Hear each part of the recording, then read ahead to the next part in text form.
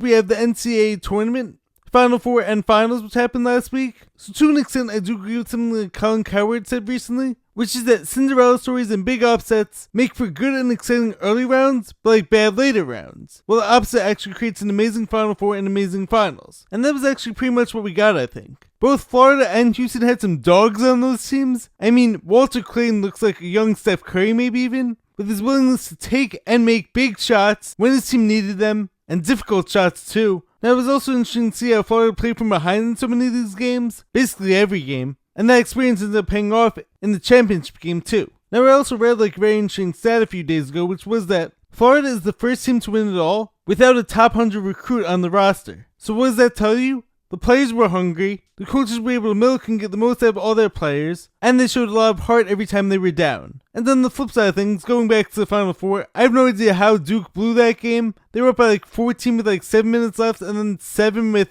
a minute 40 left. How, Sway? But then Houston ends up blowing it against Florida in the finals. Having said that though, Houston has some dogs in that team. I mean, Emmanuel Sharp, Cryer, Uzan, Roberts, all those guys were elite defenders and seemed to never get flustered up until the final shot, of course. 6 seconds, 5 seconds, Sharp.